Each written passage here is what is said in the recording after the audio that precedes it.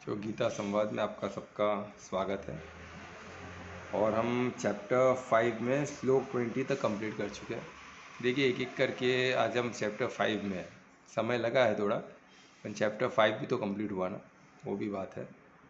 और ये गीता चालू हुआ था गीता जयंती के दिन, इसलिए और इम्पोर्टेंट है ना। वो भी कोई प्लान करके नहीं हुआ था, ये परमात्मा की इच्छा से ही हुआ था। एक संगोष्ठ बोलते हैं ना, एक ऐसे इवेंट हो गया जिससे करना हो गया और चालू हो गया तब से। तो और इसके बाद से सब मंगल ही हुआ है, काफ़ी अनुभूति हुई है अच्छी। तो इस ज्ञान का महत्व हमको मिला है, तो वही मैजिक है, इसलिए इसका नाम भी मैजिक ऑफ गीता रखा है।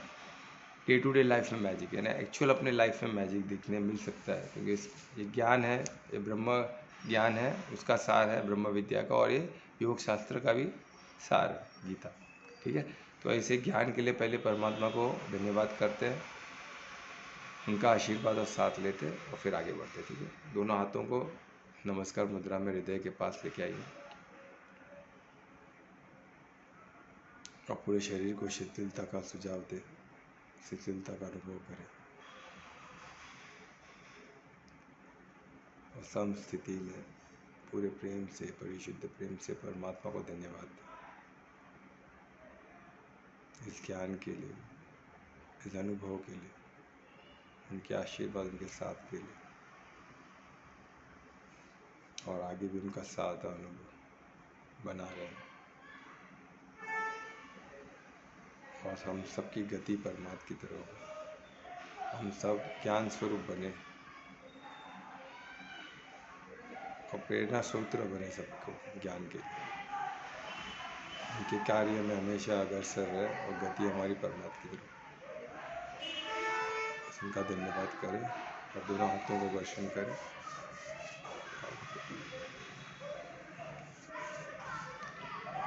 तो जैसे हमने देखा कि हमने चैप्टर 5 और श्लोक 20 किया, तो 20 का जैसे बहुत ब्यूटीफुल रिकॉर्डिंग में आप लोग को मिलेगा ही, फिर भी थोड़ा सा ब्रीफ कर लेता हूँ मैं कि जो बंदा आत्मिक स्थिति में होगा, वो प्रिय अप्रिय चीज़ से उसको कोई, प्रिय चीज़ मिल गया तो बहुत ज़्यादा खुश, और अप्रिय चीज़ मिल गया तो बहुत ज़्यादा दुखी, ऐसे नहीं, वो न्यूट्रल रहे। वो एक बहुत बड़ा साक्ष्य है जो आत्मिक स्थिति में है कि नहीं जानने का। और ये श्लोक प्रमाण हमको 20 में मिलता है ना। और वो सबसे इम्पोर्टेंट है, वो अपने बुद्धि सबको परमात्मा की तरफ रखेगा। और सेकेंड इसमें बहुत इंपॉर्टेंट दिया था, जो साइंस ऑफ बोलते हैं ना, साइंस ऑफ गॉड, जो परमात्मा परम तत्व, उसकी उसको समझ होगी। परम तत्व यानी जिससे जो परमात्मा है, जो परमात्मा का अंश है, जो परमात्मा का तत्व है, उसलिए उसको उसकी जानकारी हो जाती है, उसका वो ज्ञात हो। हम ज्ञाता से कनेक्ट, हम परमात्मा से संबंध जोड़ते हो, सर्व ज्ञाता, तो उनसे हमको वो ज्ञान भी हो जाता है कि परम तत्व है क्या, वो हमको अनुभूति होती है। और जब उसमें स्थित होते हैं तो हम परमात्मा को प्राप्त करते हैं। और फाइनल बोलते हैं ना, संबंध ही तो फाइनल है ना। पहले हम आत्मिक स्थिति में पहुँचते, फिर परमात्मा को संबंध जोड़ते, और जब संबंध जोड़ते तो हमको परम तत्व का, हमको पूरा जो कोर ऑफ नॉलेज है, ज्ञान है, परमात्मा को समझना, उनको अनुभव करना, वहाँ तक पहुँच गए तो परमात्मा को हासिल कर लिया, वही हो गया। तो यही हमको इसमें मिलता है श्लोक 20 में। तो हम श्लोक 21 से हम स्टार्ट करते हैं आज का सेशन।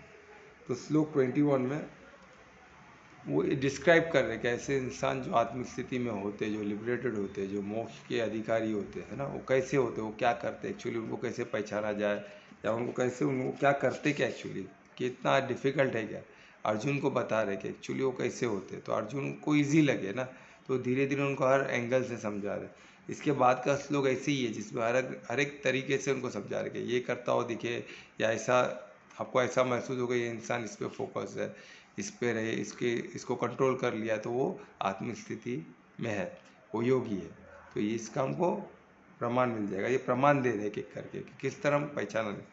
तो 21 से देखिए कैसे बोल।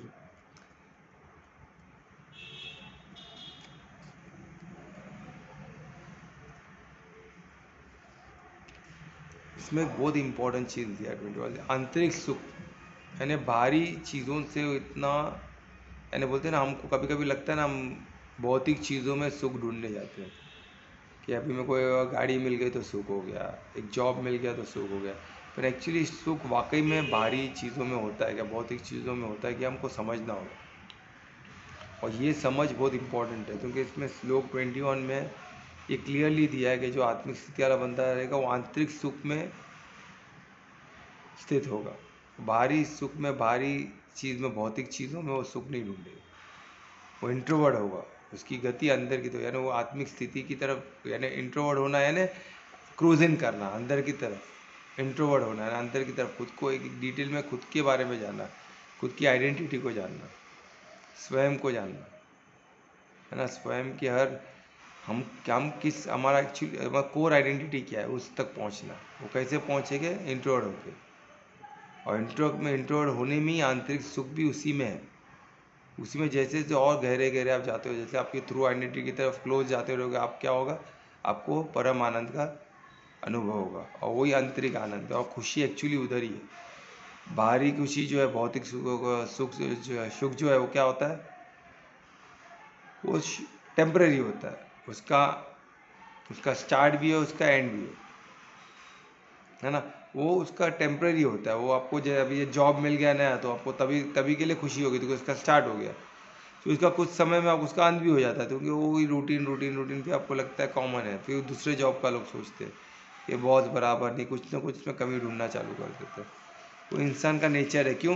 क्योंकि भौतिक भौतिक चीज़ों में नेचर ही भौतिक चीज़ों का वैसा है। उसकी शुरुआत है, उसका अंत निश्चित है।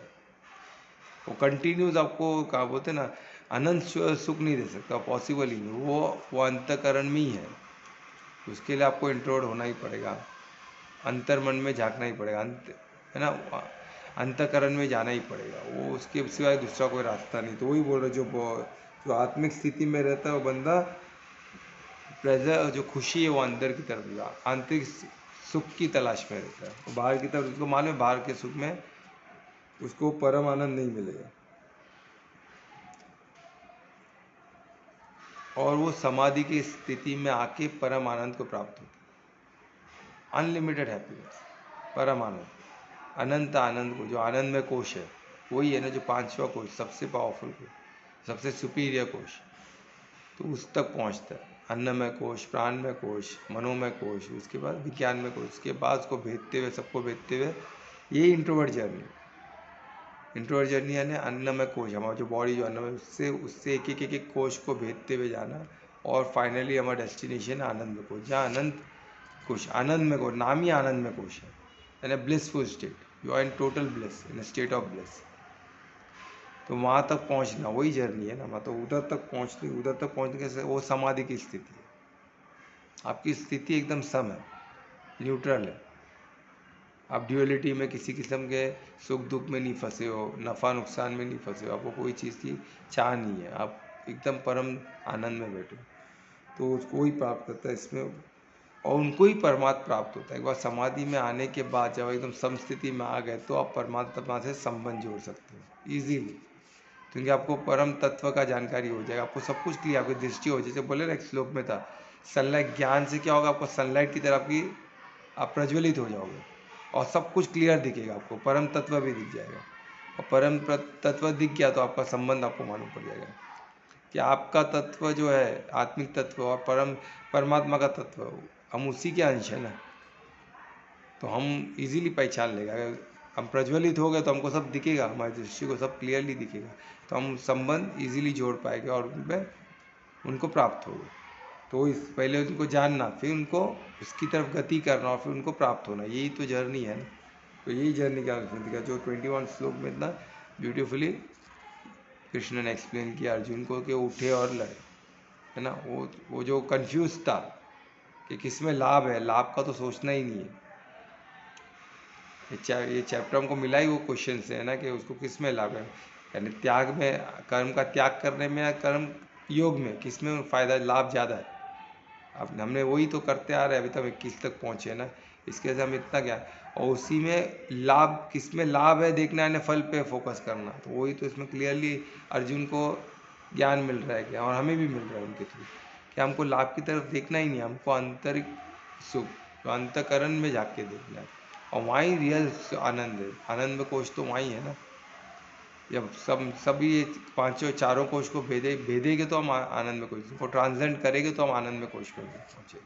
तो ट्रांसलेंट करना ही वही transcendental yoga is all about that, to transcend all this 4 question to reach at आनंद में कोश। तो वो इसमें बताया जाए। ठीक है, तो ये देखिए कितना ब्यूटीफुल श्लोक 21 में हमको एक एक करके बता रहे हैं स्टेप बाय स्टेप किस तरह हम कर सकते हैं, और कितना ईजी भी है और अलग अलग तरीके से बता रहे हैं। ठीक है, अब श्लोक 22 में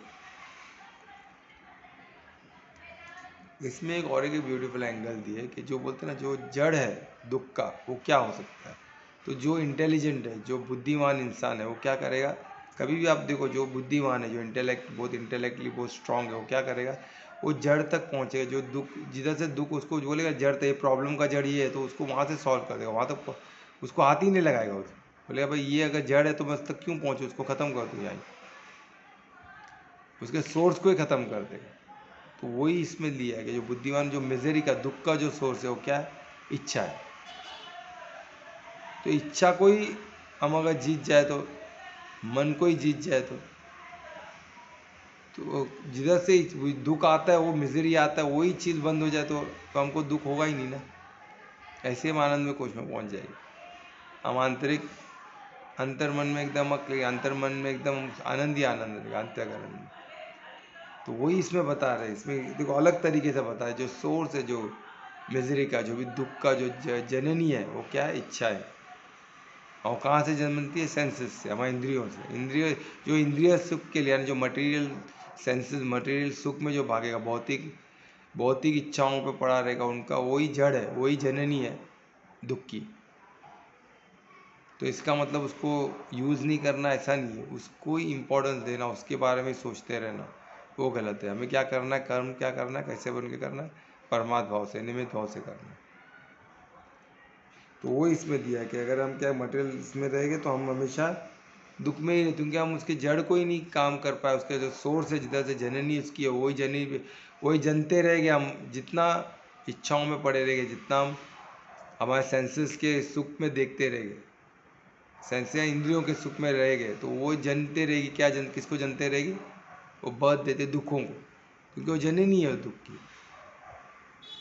सुख दिखेगा पहले, पर वही दुख की तरफ लेके आएगा, क्योंकि जननी है वो। सुख दुख या ड्यूअलिटी की जननी है, ड्यूअलिटी होते रहेगा, कभी दुख, कभी सुख, कभी नफ़ा, कभी नुकसान, ये चलते रहे। इसका कोई अंत नहीं होने वाला। इसका अंत कैसे करना है, वो जननी जहाँ से वो जन्म लेता है, उसका सोर्स है, वो क्या है, इच्छाओं को कंट्रोल करना, इच्छाओं को भेद देना, इच्छाओं पे विजय प्राप्त करना। अब जिस तरह भी इसको समझ जाओ, है ना। तो उसको हम अगर मन जीत हो जाते हैं, मन को जीतना है ना इच्छाओं पे, मन ही तो है ना। ये जो हमारे इंद्रियों, 5 इंद्रिया कौन से, जो देखना, सुनना, टेस्ट, स्मेल और टच, यही है ना। इसी से हम ये दुनिया, जो भी हम ऑब्जेक्ट को देखते हैं, जो भी ऑब्जेक्ट को समझते हैं, ये 5 इंद्रियों से ही। उसके अलावा उसके छठा चीज़ हमको नहीं पता, वो डायमेंशन हमको पता ही नहीं, हम समझ ही नहीं सकते। तो उसके बारे में बात करने को मतलब नहीं। इसलिए हमको परमात्मा से कनेक्ट हो, तो जो भी डायमेंशन है परमात्मा सबको जानते हैं, और उसमें से हमको क्रूज करके निकाल लेंगे, उसमें से हमको आराम से, उसमें से हमको भेजते हुए वो मदद करेंगे। हम तो उसको समझते नहीं, हमको पता ही नहीं चलेगा उसको कैसे हैंडल करना है। पर परमात्मा को पता है। जब परमात्मा होते हैं तो परमात्मा तो हर डायमेंशन को जानते हैं, हर तत्व को जानते हैं, हर लॉ को जानते हैं, उन्होंने ही बनाया से। तो वो हर लॉ से हमको बचाते हुए, हर तत्व से सिंक्रोनाइज करते हुए, हर चीज़ से हमको भेजते हुए लेके चले जाएगी। किससे, आप उनकी तरफ, उनके साथ। तो वो इसमें बताया गया कि जो इंटेलिजेंट बंदा रहेगा, वो जड़ को ही जीत लेगा, यानी प्रॉब्लम ही नहीं, सुख का कोई, दुख का कोई स्कोप ही नहीं है, खत्म हो गया उधर ही। और वही अर्जुन को बता रहा,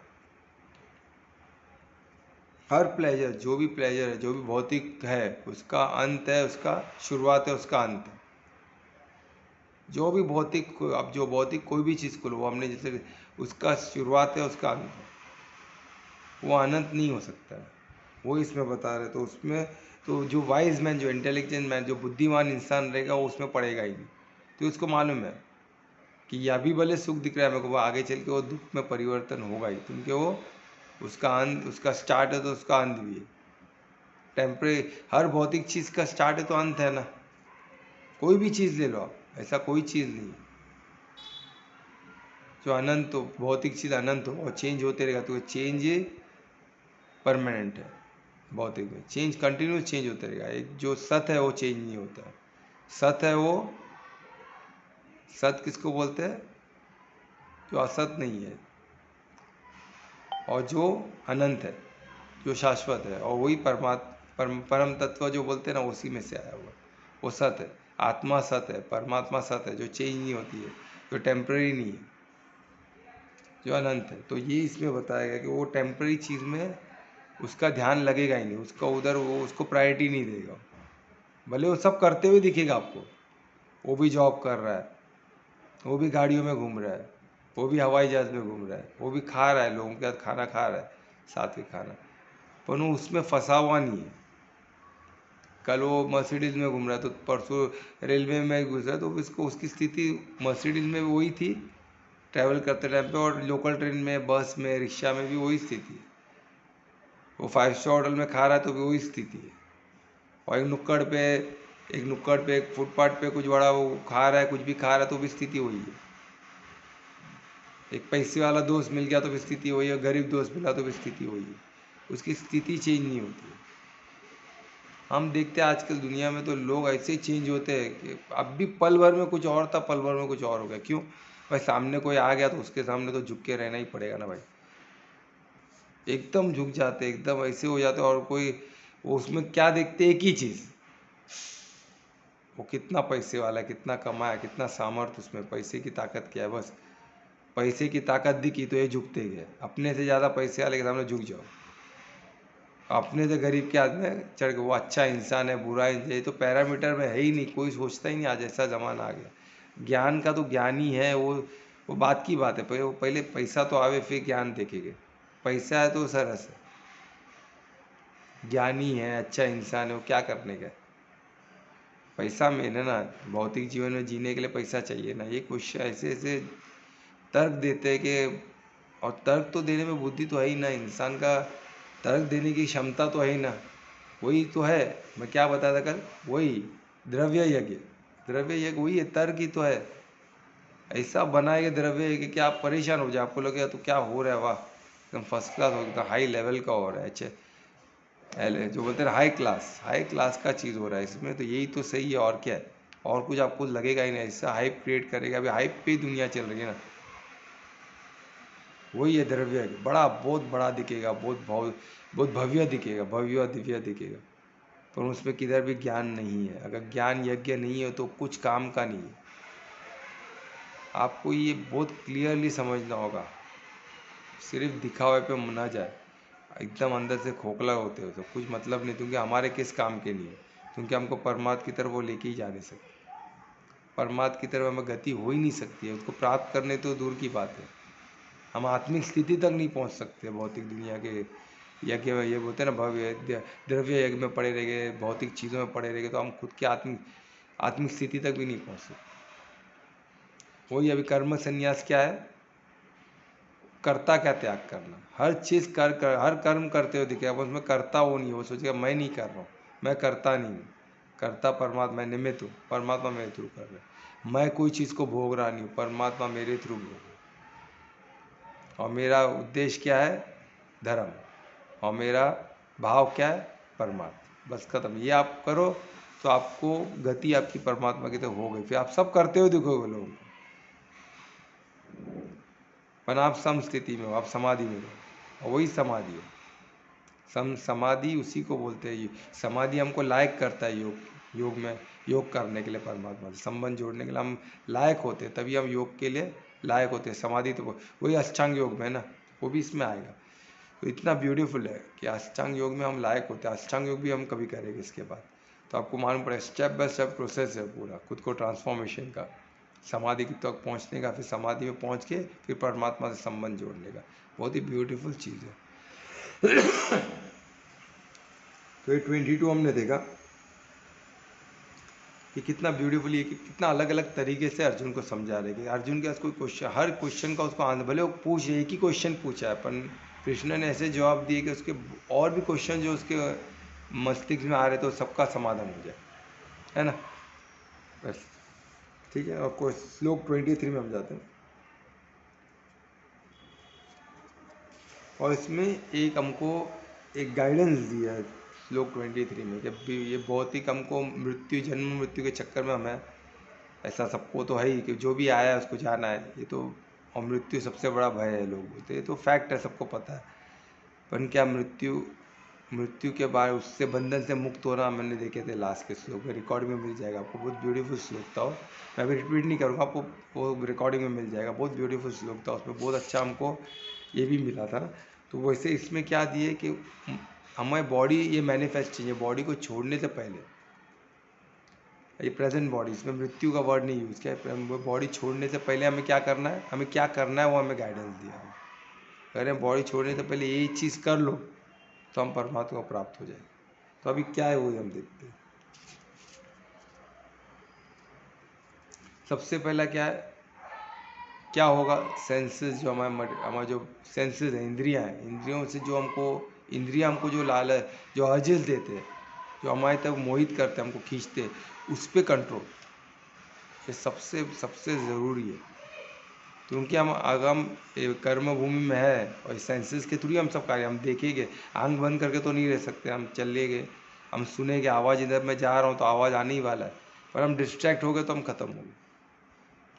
अगर हमारा फोकस रहेगा, हम परमात्मा निमित्त भाव में रहेंगे, तो हम डिस्ट्रैक्ट नहीं होंगे, वही बता रहे।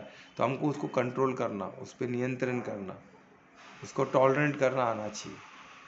वो सेंसेस हमको कोई भी आवे सामने, आएगी ही ना। भौतिक दुनिया में, ऊपर से कलयुग में है, कलयुग में तो इतना इन्फॉर्मेशन इतना फास्ट हो गया, आपके मोबाइल पे सब कुछ है, क्या नहीं है मोबाइल पे अवेलेबल, सब कुछ, पूरी दुनिया मुट्ठी में। ये वाकई में पूरी दुनिया मुट्ठी में है। आज मैं ऐसे तो लोगों को देखा, उनका पूरा काम ही मोबाइल से होता है, हर चीज़ मोबाइल पे उनका, वो किधर जाते नहीं, घर पे ही रहते, हर चीज़ मोबाइल पे उनका, कमाई से लेके उनका, कोई चीज़ मंगाना हो, कोई चीज़ करवाना हो, हर चीज़ मोबाइल पे, हर चीज़, लोगों को मिलना जुलना, हर चीज़ मोबाइल पे। कैन यू बिलीव इट, ये फैक्ट है, ये दुनिया की हर चीज़ यानी मुट्ठी में आ गई ना, पूरी दुनिया मुट्ठी में है ना। सोचो तो ये अच्छा भी है तो बुरा भी है, तो इसमें हमको अच्छा बुरा कौन डिसाइड करेगा। अच्छा ढूंढने में बुरा भी दिखेगा ही, पर हमको अगर कंट्रोल रहेगा तो हमसे अच्छा ही उसमें चूज, नहीं तो बुराई तो दिखेगी, तो क्या करें, तो बुराई की तरफ हम थोड़ा भी टिल्ट हो गए तो अधर्म में फंस गए, और फिर वहाँ से निकलना बहुत मेहनत है। एक बार हम जितना मकड़ी की जाल की तरह, हम जितना खुद को छुड़ाने देंगे और मकड़ी में फंसते रहे, और उसमें से निकलने के लिए योग की शक्ति, बहुत बड़ी शक्ति की ज़रूरत है। और शक्ति कहाँ से आएगी, योग से। जब योग ही नहीं पता है, योगी जब समाज समस्थिति में आए नहीं, तो कहाँ से हो पाएगा, बहुत डिफिकल्ट है। तो हमको क्या करना है, उसमें पढ़ना ही नहीं, थोड़ा भी नहीं, एक पल के लिए एक झलक भी नहीं। अधर्मी चीज़ों की बात करूँ मैं, धार्मिक चीज़ों की नहीं बात करूँ। धार्मिक में तो और हमको इन्वॉल्व होना है, हमको कर्म करना है ना, कर्म संन्यास बोल के उसमें इन्वॉल्व होना, कर्म तो करना ही होगा। सब कुछ छोड़ छाड़ के हम जा नहीं सकते, जाएंगे तो परमात्मा को प्राप्त कर ले, कोई ज़रूरी नहीं है, उधर भी जाके कर्म तो करना ही पड़ता है। क्योंकि क्या है, भले हम बैठ भी जाए तो सोच तो रहे ना, मनसा भी कर्म है, क्या सोच रहे फिर उसमें भी सब आ गया, क्या बोल रहे उसमें भी सब आ गया। जो मौन धारण करे, कुछ बोले, पर अंतर अंदर तो एक चलते रहता है ना, सेल्फ टॉक तो चल रहा है, हम अपने आप से तो बात कर रहे हैं ना, उसमें वो भी वाणी है, वो भी कर्म, वो भी कर्म हो गया। हम खुद से क्या बात कर रहे हैं, अपने आप से क्या बात कर रहे हैं, और फाइनली हम जो करते हैं वो भी कर्म है, सब कर्म है, तो हम किससे भागेंगे। कर्म भूमि में कर्म से आप नहीं भाग सकते हो, कर्म भूमि है, इसमें कर्म करना ही पड़ेगा। तो कर्म संन्यास का आज हमको चैप्टर 5 में मिला है। तो कर्म संन्यास क्या है, करता हुआ हटा दो, सबसे बेस्ट, सबसे इजी वे, कि मैं निमित्त हूँ, है ना, वही चीज़ में दी है। तो इसमें क्या दिया कि बॉडी की, प्रेजेंट बॉडी छोड़ने से पहले हमको क्या करना है, मटेरियल सेंसेस को कंट्रोल करना सीखना है। और कैसे कंट्रोल करते हुए क्या करना है, कितना ब्यूटी देखा हमने, अभी कुछ चीज़ सामने दिख गया तो हमने खुद को कंट्रोल किया, ठीक है। फिर जानना कि वो भाई कहाँ से फोर्स है, वो जो वेग आ रहा है वो किधर से उत्पन्न हो रहा है, जो हमको वेग, जो हमको उधर तब भगाता है, वो कहाँ से निकल, कहाँ से रहा है, उसके फोर्स को कहाँ से वो आ रहा है, वो इच्छाओं से आ रहा है, पर वेग को कंट्रोल करने की शक्ति भी हमें होनी चाहिए। उसको कैसे हम कंट्रोल करें, वो इच्छाओं से आ रहा है तो उसको हम कंट्रोल कर दें। उसके अलावा उसकी शक्ति को कैसे रोकने की, बोलते रोकने की ताकत वो हमें होनी चाहिए, क्योंकि वो बहुत फास्ट आता है, वो 1 सेकेंड में हमको हिला के रख देता है, बहुत फास्ट होता है। क्योंकि आप देखिए ना, अर्जुन तो लड़ने के लिए तैयार थे, पूरा धनुष बाण रह के पूरा तैयार होके वो घोड़े पे सवार होके निकले थे। 1 सेकेंड में उनका हाथ कांपने लग गया, धनुष बाण हाथ से छूट गया। कैसे पॉसिबल है, यानी कितने वेग से वो माया ने अटैक किया। तो उन्होंने यही आंखों से भीष्म पितामह बोले, पहले खुद गर्व से बोले कृष्ण को, मेरे को लेके जाओ, मुझे देखना है मेरे साथ लड़ने के लिए कौन तत्पर है, कि एक एक को मैं उड़ाऊं। क्योंकि उनको पता है वो क्या है ना, वो दुनिया के सबसे नंबर 1 धनुर्धर है, उनको अपने कॉन्फिडेंस था वो। पर जब उन्होंने बीच में, तो मोह ने उनको अटैक किया, और ऐसे अटैक किया 1 सेकेंड में उनके पानी छूटने लग गए, हाथ कांपने लग गया। तो हम क्या है, अर्जुन जैसे धनुर्धर ज्ञानी जो गुरुकुल से पढ़ के निकले हुए, और उनको ये एडवांटेज था गुरुकुल में पढ़ने से, वो तुरंत संभल भी गए, क्योंकि उनके गुरुकुल की उनकी शिक्षा उनके हाथ में थी। वो स्किल उन्होंने बॉडी में डेवलप किया, शक्ति उन्होंने बॉडी में डेवलप करके रखा हुआ था। तो क्या हमने ये सब किया है, नहीं किया, तो हमें भी ये सब करना है। आसन प्राणायाम सब चाहिए, तो बॉडी में शक्ति भी चाहिए, भक्ति भी चाहिए, तो शक्ति भी चाहिए ना, सिर्फ भक्ति से काम नहीं चलेगा। शक्ति भक्ति उससे फिर सिद्धि होती है, सिर्फ भक्ति से सिद्धि नहीं होती। अगर भक्ति करते रहोगे, बॉडी में ताकत ही नहीं है, तो क्या करोगे, है ना। भक्ति से शक्ति, फिर से शक्ति से भक्ति, और भक्ति से सिद्धि, ये भी याद रखना, ये चीज़ ही वैसे ही है। तो हमको बॉडी में भी शक्ति चाहिए और भक्ति भी चाहिए। भक्ति यानी फुल समर्पण, 100%, 1%, 0.1, 0.001 भी नहीं चलता इसमें, 100%, 24 आवर्स कनेक्ट, यही परमात्मा भाव में ही रहना है, समर्पण में ही रहना, कर्ता भाव से निकलना, ये हमेशा याद रखना, इसको हम भूलना नहीं है, ठीक है। तो इसमें क्या बताया, वेग जो है, जिस वेग से हमें, वेग से वो रोकने की शक्ति, वो भी ज़रूरी है। और कैसे होगी, योग से ही हो सकती है, और कोई दूसरा इसमें तरीका नहीं है, ठीक है। तो ये इसमें बताया गया। और किसको रोकना है, और फोर्स, कौन से फोर्सेस को रोकना है, इच्छाओं को और क्रोध को। क्रोध भी उतनी ही फास्ट में आता है, तो इसकी जो फोर्सेस है, जो फोर्स जो वेग से आता है, इच्छाएं और जो क्रोध, उसको रोकने की क्षमता, वो हमको डेवलप करनी पड़ेगी।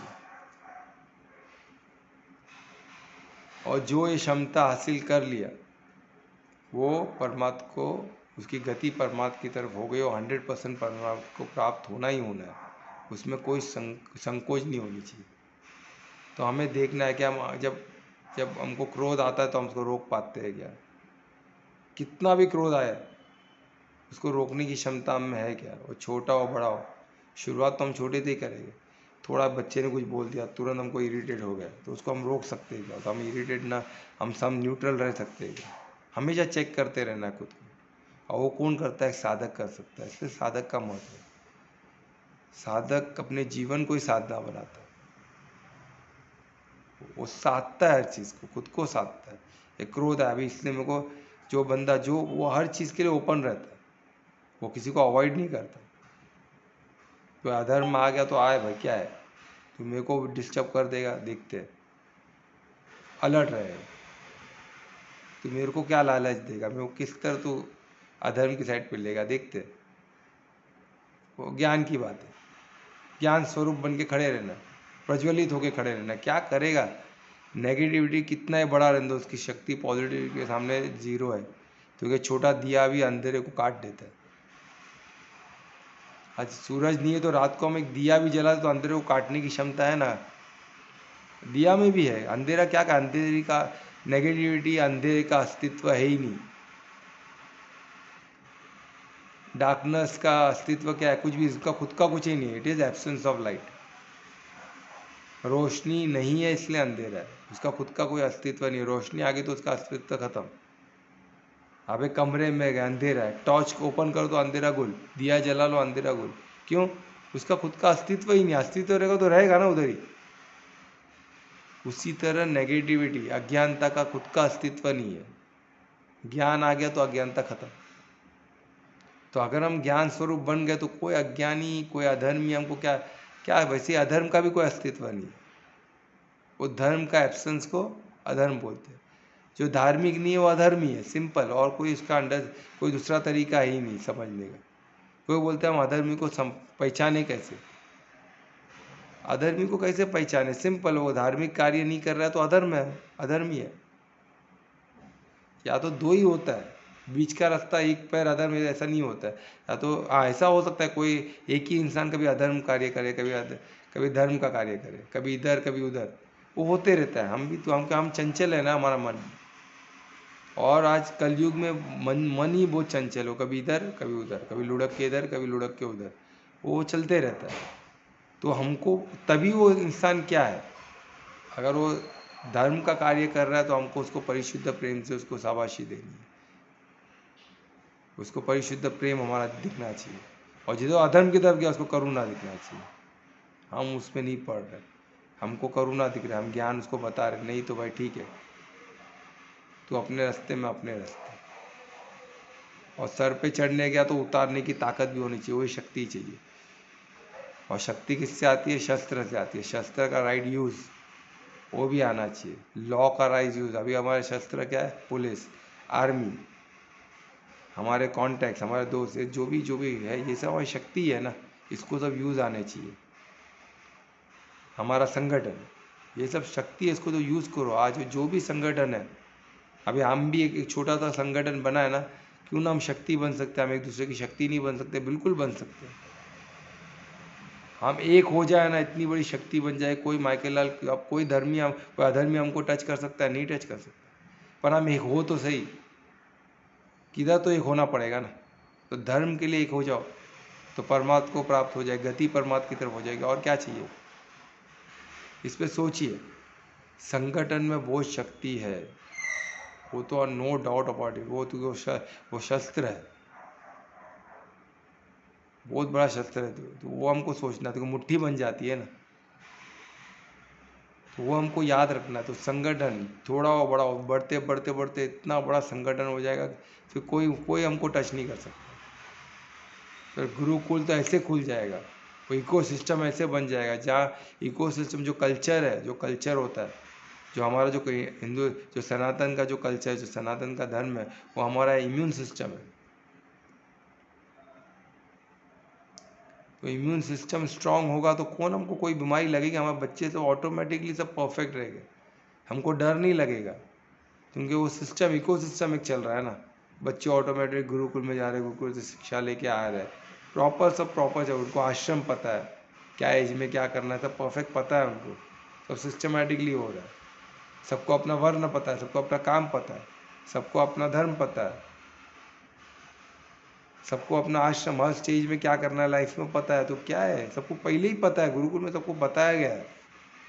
तो सोचो कितना इजी हो जाएगा। ये तो अभी तो सब कंफ्यूज है, क्या करना है पता नहीं है। अभी मैं एक बंदे को मिलता हूँ जो 40 क्रॉस हो चुके हैं, 50 क्रॉस हो चुके हैं, अभी भी कंफ्यूज है। 70 क्रॉस हो चुके, अभी भी कमाने का सोच रहे। 80 क्रॉस हो चुके, अभी भी कमाने। 90 क्रॉस, अभी भी कमाने का सोच रहे, क्योंकि उनकी भी गलती नहीं है, क्योंकि इको सिस्टम ही नहीं बना उनको केयर करने का। इको सिस्टम, मैं ये नहीं बोल रहा, ये जो क्या सीनियर सिटीजन का जो इधर खुला है वृद्धाश्रम, वृद्धाश्रम की बात नहीं कर रहा हूँ मैं। आश्रम, कौन सा आश्रम?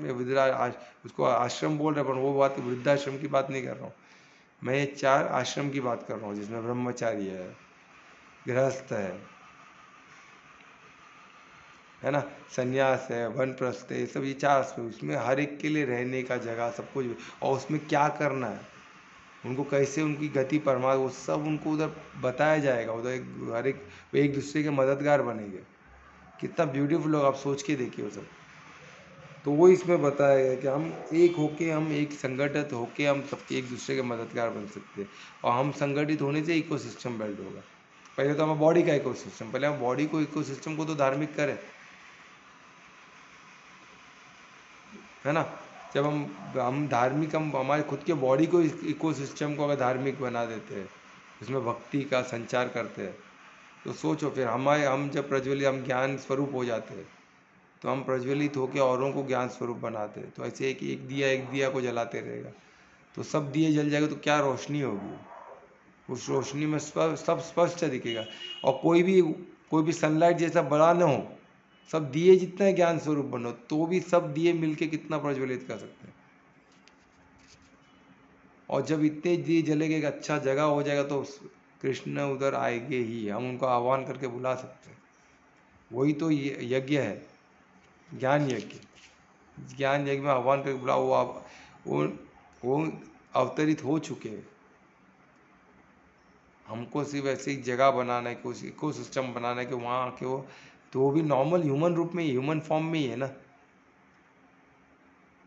तो उनको ऐसा एक इको सिस्टम देना है जहाँ से वो काम, क्योंकि अभी बड़े बड़े कार्य क्यों होते हुए दिख रहे हैं आसपास, क्योंकि उनकी शक्ति सबको मिल रही है।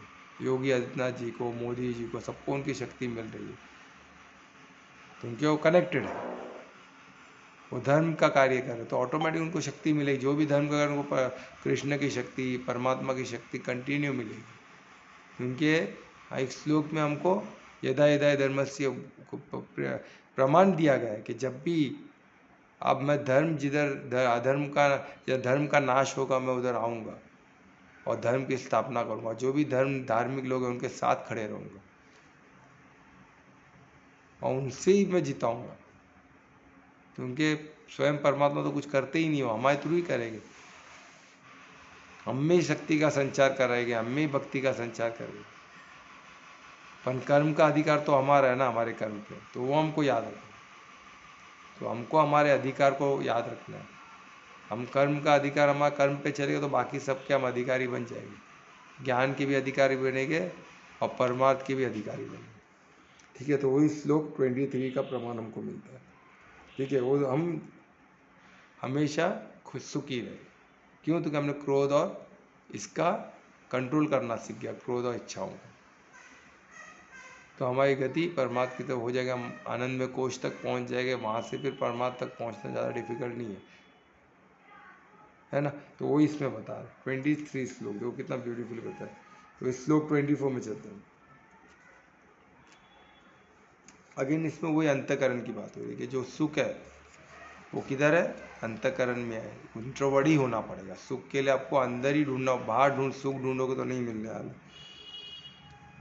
तो इसमें बता रहे हैं कि जो इंसान, जो मतलब हैप्पीनेस इंट्रोवर्ट होकर अंदर ढूंढता है, आंतरिक अंतकरण में सुख को ढूंढता है और हमेशा कर्मस्थ रहता है, एक्टिव रहता है, कर्मठ रहता है, हमेशा एक्टिव।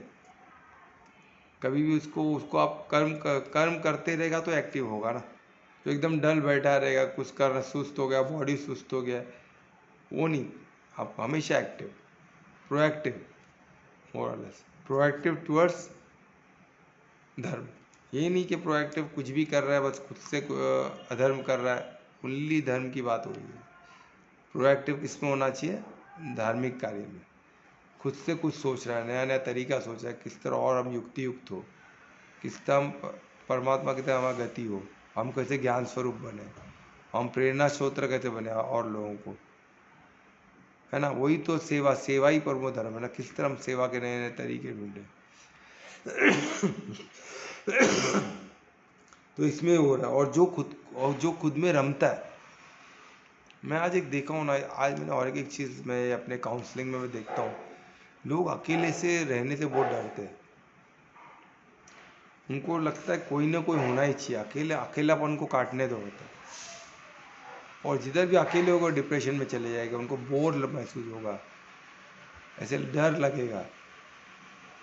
क्यों? तुम उनको आंतरिक इंट्रोवर्ट होने का तरीका नहीं। योग शास्त्र में सबसे इम्पोर्टेंट वही है, योग दर्शन में वही है सबसे ज़्यादा। हम खुद को तो पहले खुद की आइडिया, हमको इंट्रोवर्ट होना सीखे। अंदर की यात्रा वो बहुत है। खुद से टॉक, सेल्फ टॉक, खुद से बात करना, खुद को सेल्फ लव, खुद से प्यार करना, ये सब बहुत ज़रूरी टर्म है। हमको खुद को सेल्फ लव होना चाहिए, हम खुद को तो प्यार करना चाहिए। तो हमारे जब हम खुद को प्यार करें तो खुद के अपने आप की कंपनी से हम क्यों कंटा लेंगे, क्यों बोर लगेगा हम। जब हम खुद से प्यार करते तो हम हमारे साथ कोई जिससे हम प्यार करते हो हमारे साथ रहेगा तो कितना हमारा समय अच्छा जाता है ना। तो क्या हम खुद से प्यार करें तो खुद से हम खुद से प्यार करते तो हमारा समय अच्छा जाना चाहिए ना, क्यों नहीं जाता है? क्योंकि हम बॉडी कॉन्शियस है और ये बॉडी से तो हम डरते हैं कि आज है कल नहीं है, क्या मन क्या होने वाला है बॉडी को, ये बीमारी हो में। तो किधर लव है ही नहीं, डर है, डाउट है, संशय है, सब है, पर प्यार नहीं है, परिशुद्ध प्रेम नहीं। तो उधर कैसे वो सुख हो ही नहीं सकता इंसान।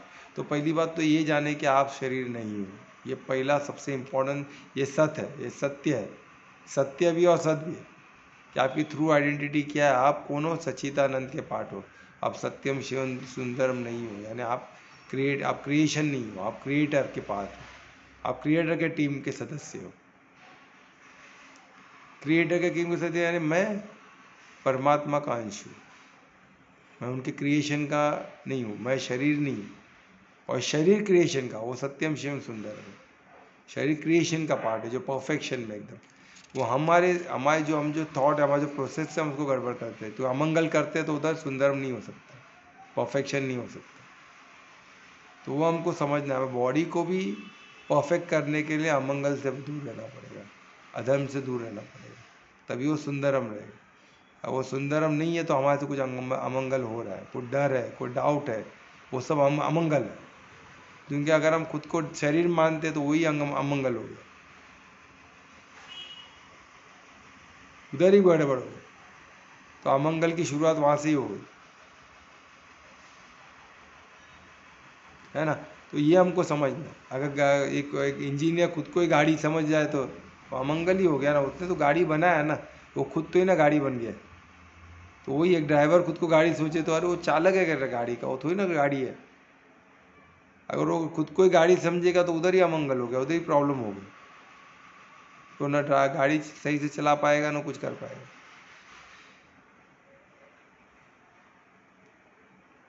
तो ये हमको सोचना है। इसमें क्या पता है कि आपको क्या करना है, आंतरिक अपने खुद से बात करना, खुद से सेल्फ लव, खुद से प्यार करना, खुद के बारे में अच्छा चीज़ बोलना, खुद से बात करना, सेल्फ टॉक बहुत ज़रूरी है। वो मंत्र क्या है, हम जो खुद से बात करते हैं वही, जो अफर्मेशंस क्या है, हम जो खुद को बोलते हैं, मैं स्वस्थ हूँ, मैं निरोगी हूँ, मैं निर्भय हूँ, मैं आत्मा हूँ, मैं परमात्मा का अंश हूँ। जो कंटिन्यू अफर्मेशन चलते रहेगा, मैं शांत आत्मा हूँ, शांत प्रिय आत्मा हूँ। तो ये सब हम बोलते रहेंगे, ये सब शक्ति से हमको मिलेगी। तो ये सब हमेशा याद रखना, ठीक है। ये स्लो पॉइंट, टाइम क्या हुआ, टाइम है, टाइम हो गया, टाइम हो गया ना। तो कोई आया भी है लगता मुझे, नीचे बेल बजाए। तो चलो कुछ क्वेश्चंस है तो स्लो पॉइंट, हाँ कोई क्वेश्चन है क्या? नहीं नहीं है। तो कौन करेगा कीर्तन, बताओ।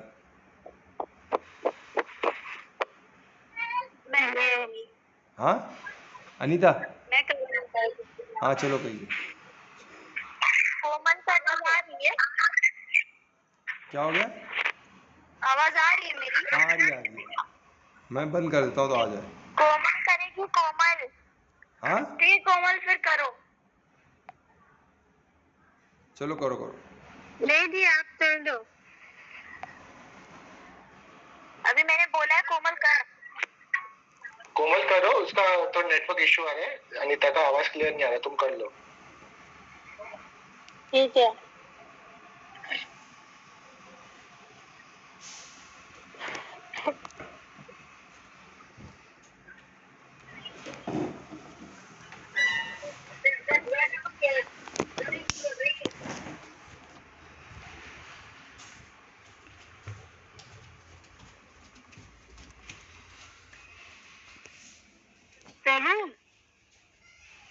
हाँ स्टार्ट करो।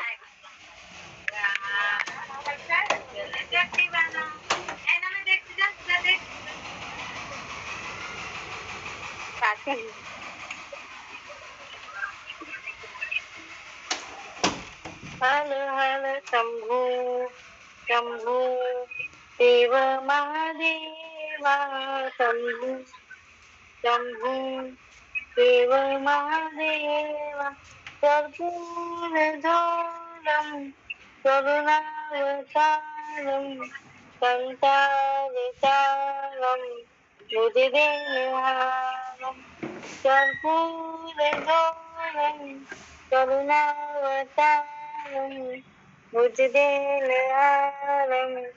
संसारसारं हर हर शंभू देवा महादेवा शंभू शंभू देवा महादेवा।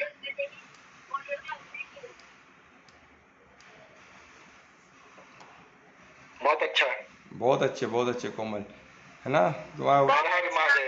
नहीं, इनका तुम्हारा वॉइस अभी और क्लियर हो रहा है, उच्चारण भी बहुत अच्छा हो रहा है, बहुत खुशी हुई।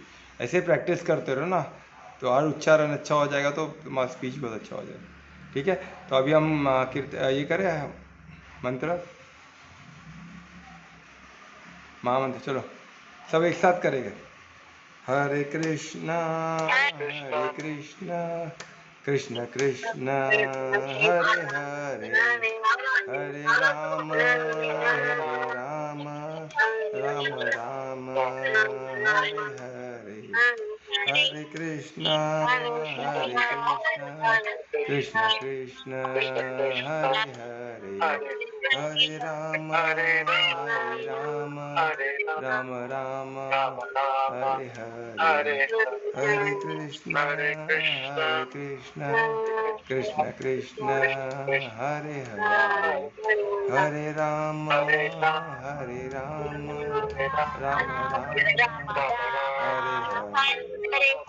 हरे कृष्णा। चलो हरि बोल। हरे कृष्णा। शुभ रात्रि, राधे राधे। सबका मंगल हो। राधे राधे। शुभ रात्रि। शुभ रात्रि।